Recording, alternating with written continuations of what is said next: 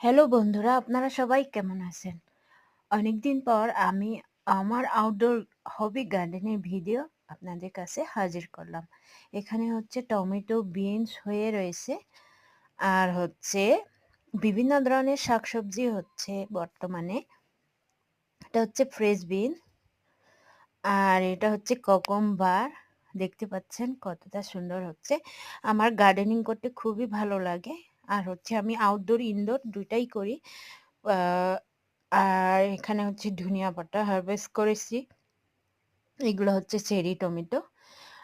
আমি ঘরের বাউন্ডারির ভিতরেও আমি বিভিন্ন ধরনের শাকসবজি, ফুল-ফল লাগাই। তো এটা হচ্ছে আমার আউটডোরে।